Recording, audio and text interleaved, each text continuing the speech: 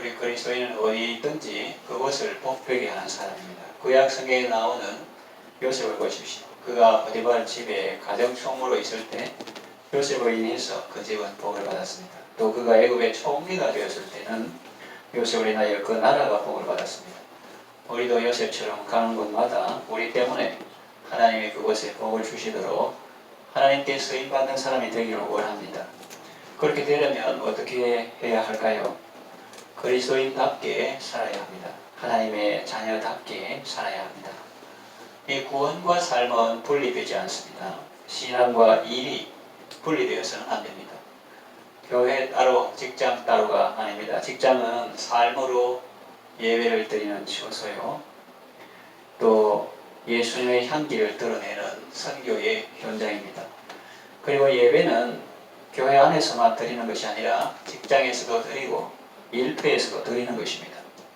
우리가 직장에서 예배 드린다고 할 때 그것을 직장 안에 신우회를 조직해서 예배를 드린다는 말로 생각하기 쉬운데 그 말의 의미는 그것 이상입니다.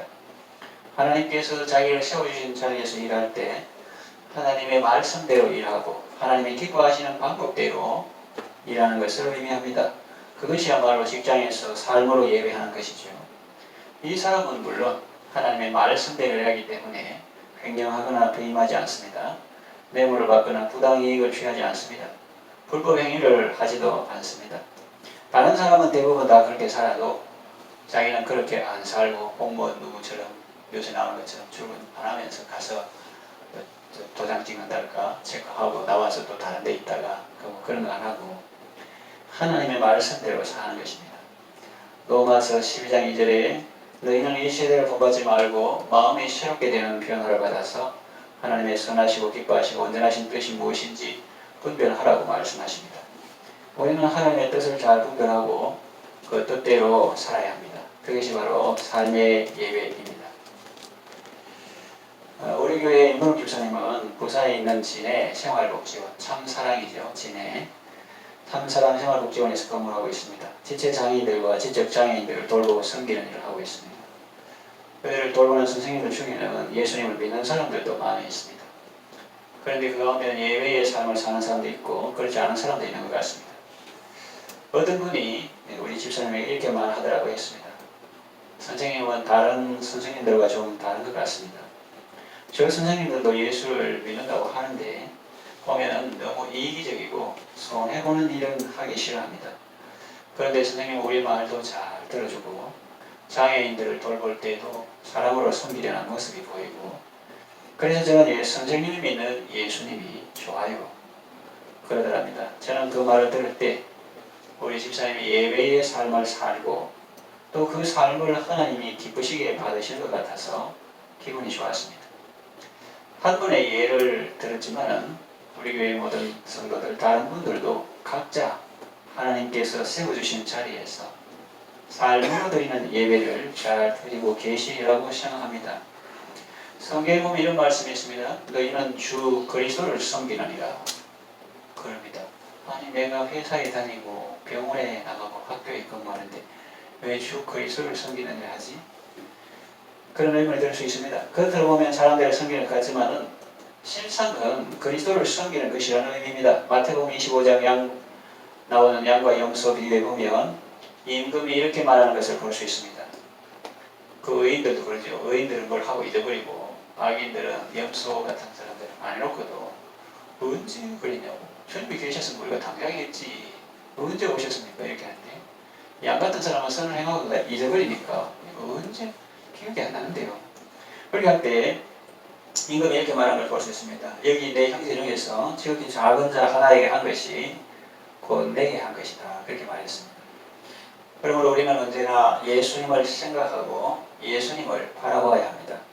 사람만 바라보면 낙심하기 쉽습니다. 힘들고 지치기 쉽습니다. 그러나 예수님을 바라보면 예수님이 위로하시고 예수님이 힘을 주십니다. 겸손히 주님을 섬길 때 괴로운 일이 많죠. 그러나 주님을 바라볼 때 주님께서 힘을 주셔서 잘 감당할 수 있도록 도와주십니다. 또 자꾸 기도하고 주님을 바라보고 나를 위해서 고난당하신 예수님의 사랑을 생각하고 그러면 장래의 영광을 쫙 비춰주십니다. 그래서 소망이 되게 하십니다. 그리고 구주의 귀한 인내를 깨달아 알게 하십니다. 굳건한 믿음을 주셔서 늘 승리하는 삶을 살도록 도와주십니다. 그러면 직장 생활할 때 우리가 어떻게 하면 그리스도인답게 살 수 있을까요? 그리스도인은 직장 생활을 어떻게 하면 좋을까요? 어떻게 하면 그리스도인답게 살 수 있을까요? 첫째로 내가 사장이라면 주님을 사장으로 모시고 생활하면 됩니다. 다른 사람은 나를 사장님이라 부르고 그렇게 대우하지만 나는 예수님을 사장님으로 모시고 사는 것입니다. 예수님을 대표 이사로 모시고 예수님을 CEO로 최고 경영자로 모시고 사는 것입니다. 그래서 무슨 일이든지 예수님께 물어보고 예수님의 결제를 받아서 행하는 것입니다. 구약시대 이스라엘 왕 중에서 성군으로 칭송받는 왕은 다윗입니다. 그도 인간인지라 부족한 점도 있고 넘어질 때도 있었습니다만은 그래도 통회 자복하고 하나님의 은총을 입은 사람입니다. 그럼 그는 어떻게 해서 역사에 아름다운 이름을 남겼을까요? 그는 자기가 왕이라도 늘 내가 왕이네 그러지 않고 하나님을 왕으로 모시고 살았습니다. 또 뭐 자기가 경험이 많고 전장에서 잔뼈가 굵은 사람이라도 자기 마음대로 계획대로 하지 않고 늘 하나님께 물었죠. 그렇게 하나님께 묻고 하나님의 결제를 받아서 행할 때 그는 형통했습니다. 그러나 잠시 자기가 왕이 되어서 하나님 온데간데 없고 자기가 내가 왕인데 이 나라에 그렇게 하고 독단적인 행동을 할 때는 여지없이 다른 사람들처럼 살인하고 가늠하고 도둑질하고 이웃에 대해서 거짓 증거하고 이웃의 아내를 탐내는 죄를 짓게 되었습니다. 여러분은 좋은 사장이 되고 훌륭한 CEO가 되기를 원하십니까? 뭐 지금 직원이 구하지만 하나님께서 은혜 주시고 또 계획이 있으시면 입장이 바뀌어서 또 사장이 될 수도 있고 CEO가 될 수도 있고 그런데 그렇게 좋은 사장이 되고 훌륭한 CEO가 되기를 원하면 예수님을 사장님으로 모시고 무슨 일이든지 예수님께 물어보고 예수님의 결제를 받아서 행해 보십시오. 그러면 사장이라도 좋은 사장님이 되고 아주 훌륭한 CEO가 될 수가 있습니다. 둘째는 내가 직원이라면 사장님을 주님처럼 생각하고 섬기면 됩니다. 그가 인간적으로 연약한 면이 있고 부족한 점도 있을 것입니다. 그럴 때는 어떻게 해야 할까요? 성경은 이렇게 말씀합니다. 오늘 베드로전서 2장 18절 본문에 나오는데 사환들아, 직원들아, 종들아, 종업원들아 같은 거죠. 범사에 두려움으로 주인들에게 순종하되 선하고 관용하는 자들에게만 아니라 또한 까다로운 자들에게로 그리하라 이렇게 말씀하고 있습니다. 그래서 아까 두 번째 내가 직원이라면 사장님은 주님처럼 생각하고 성경님 이럴 때 벌써 반발가 인간도 아닌데 뭐 주님처럼 이렇게 생각하고 보통 인간도 아닌데 그렇게 생각하기 쉬운데 그런데 베드로가 혹은 성령님이 우리 사정을 모르고 남의 속도 모르고 그냥 편한 소리 한다 이렇게 생각하기 쉬운데 성령님께서 그래서 모르실 리가 없죠. 내 남편이 어떤 사람인지 내 상급자가 팀장이 과장이 내 사장님이 어떤 분인지 모르고 하시는 말씀이 아니고 진정한 신앙생활이 어떤 것인지 말씀하는데 그 상황을 다 아시고 말씀하시는 거죠. 까다로운 자들에게도 그리하라. 그러면 선하고 관용하는 분 같으면 어차피 이 일은 힘든데 그래도 선하고 관용하는 분들 같으면 그래도 좀 위로도 받고 좀 덜 힘들고 격려해 주니까 좋은데 이 까다로운 사람들에게도 순종하려고 하면 아주 괴롭고 힘이 듭니다. 그래서 이어진 말씀을 보면 사도 베드로도 그 사실을 잘 알고 있는 것 같죠. 19절에서 20절 보면 매매히 고난을 받아도 뭐 고난 받아도 이유 있는 고난 자기가 미안하다 예 미안하다 정말로 미안하다 그래가지고 내가 내 잘못 아닌데 고난을 받는다 이거라도 알고 그러면 되는데 무슨 자기 잘못을 내한테 덤탱이 씌우고 또 일은 정직원처럼 하면서 봉급은 계약직, 뭐 비정규직처럼 그렇게 주고 그런 경우들이 많이 있겠죠. 그 외에 뭐 봉급뿐만 아니라 여러 가지 처우나 그 직원들이 다 똑같하지만 그 중에 뭐 회식 갈 때는 정직원만 가고 계약직은 안 가고 이런 거라든지 뭐 여러 가지 그런 것들이 있을 수도 있고 안 그런 회사도 있습니다만 예를 들어서 그러면 그 애매히 권한을 잘못은 상사가 제공했는데 그 책임은 자기한테 돌아오고 그런 것도 있어요. 열심히 밤새느라 작업해놓으면 저 사람이 수고했다 한마디도 안 하고 자기가 그걸 했다고 이렇게 하는 경우가 있고 약간 애매히 고난을 받는 이런 경우가 있습니다. 그게 슬프죠. 어렵고. 그런데 하나님을 생각함으로 슬픔을 참으면 이런 아름다운 것이다 이렇게 말하고 있습니다.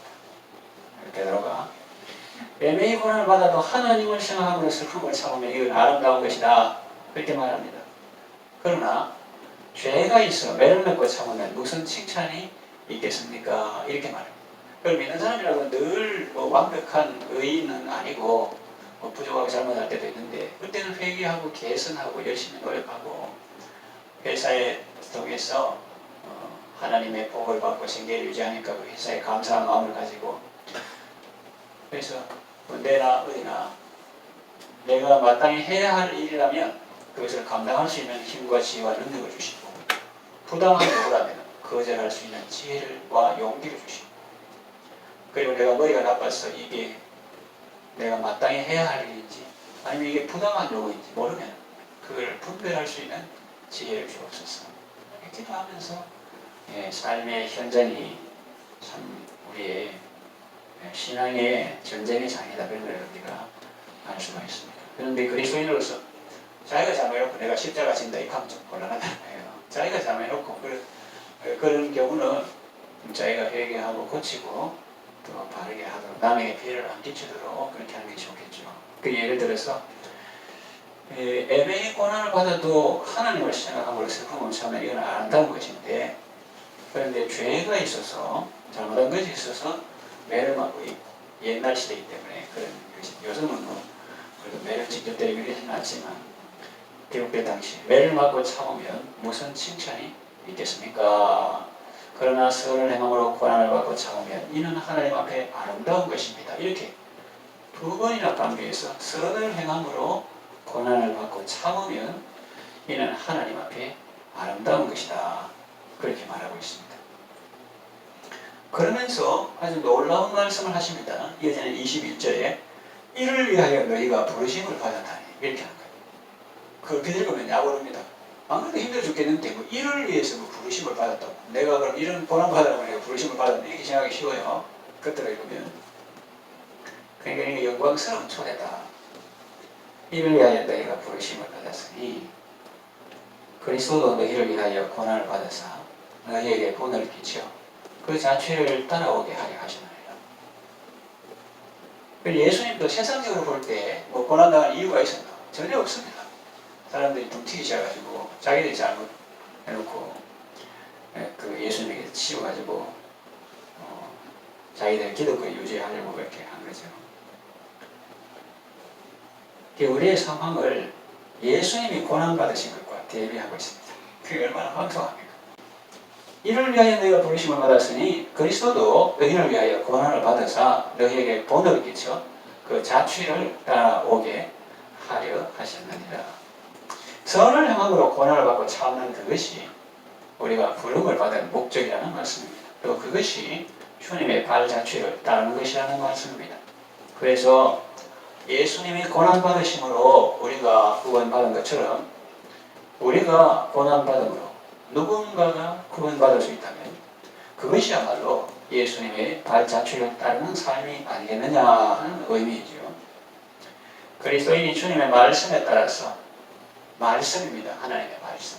좋으나 싫으나 하나님의 말씀 깨닫고 기쁨을 하면 좋은데 몰라도 주님을 믿는 믿음으로 나는 이해가 안 되지만 주님이 하나 하셨으니까 주님의 뜻인 줄 믿습니다 하면서 순종하게 보게 되는 그런 하나님의 말씀인데 이 주님의 말씀에 따라서 이 까다로운 주인에게도 순종할 때 또 뭐 남편이 내 사랑 뭐 마눌릭하고 막 아내를 막 사랑하는 그런 남편이면 좋지만 아니고 막 이렇게 함부로 대하는 그런 남편에게라도 이는 맥락은 다 같습니다.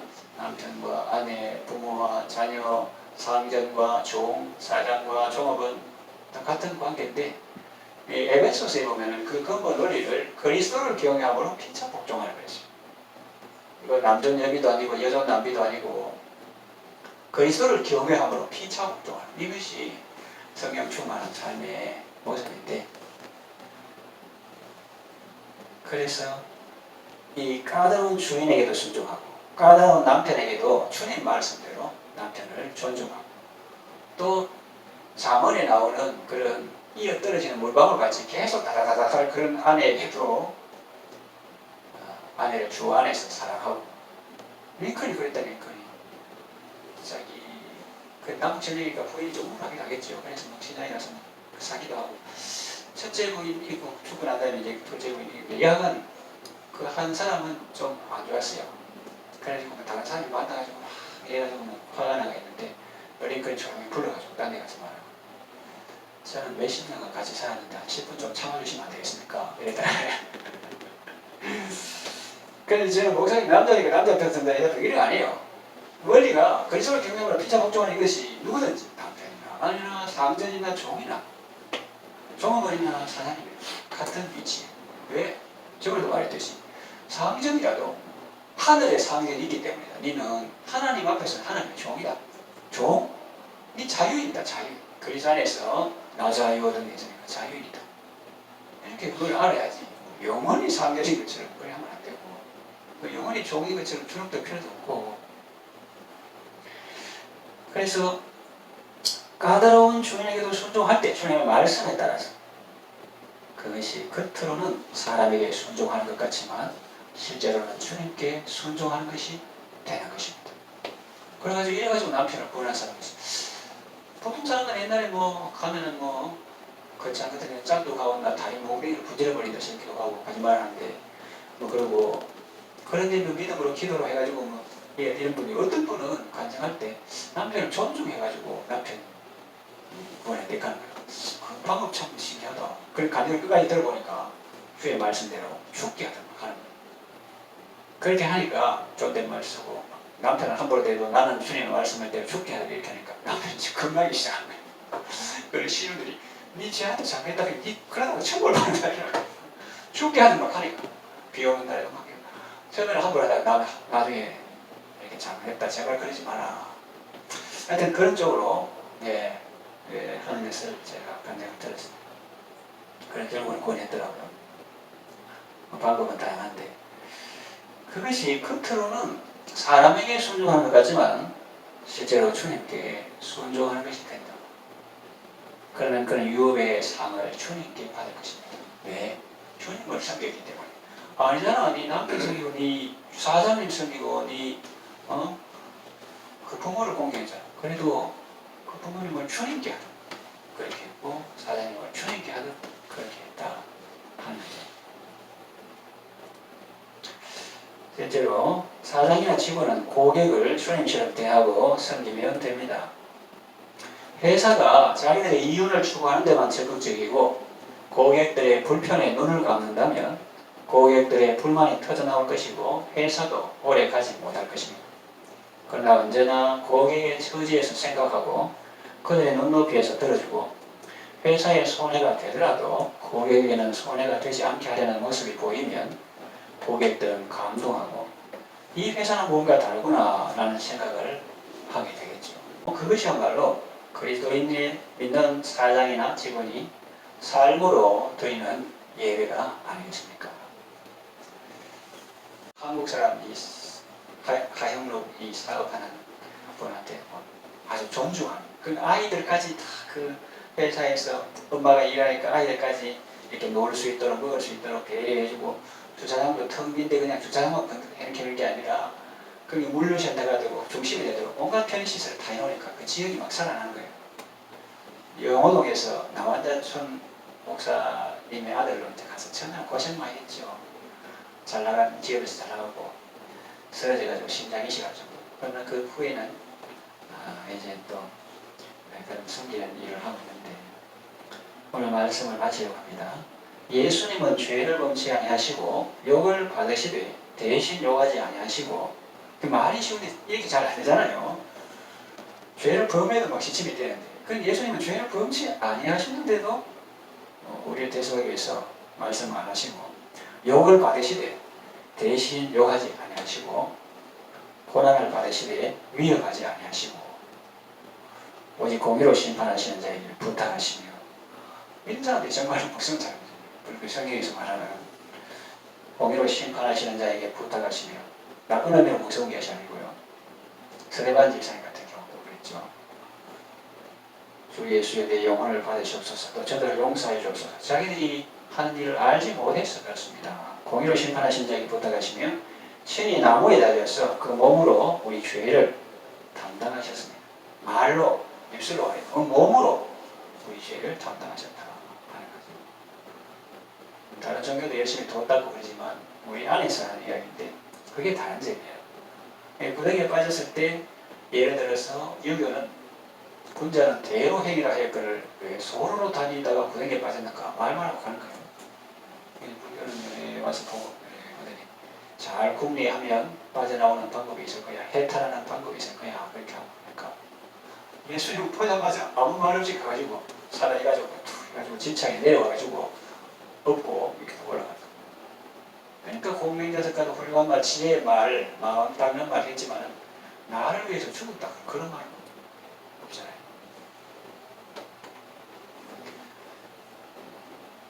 몸으로 우리 죄를 담당하셨습니다. 입술로 아니고 몸으로 우리 죄를 담당하셨습니다. 왜 그렇게 하셨을까요? 이는 우리가 죄에 대해서 죽고 의에 대해서 살게 하시기 위해서입니다. 예수님의 대속의 고난과 죽음으로 우리는 나음을 얻었고 회복을 얻었습니다. 예수님의 섬김으로 우리가 치유받고 회복되었듯이 하나님은 오늘 이 세상에 예수님의 제자된 우리의 섬김을 통해서 우리 주변 사람들을 치유하고 회복시키기를 원하십니다.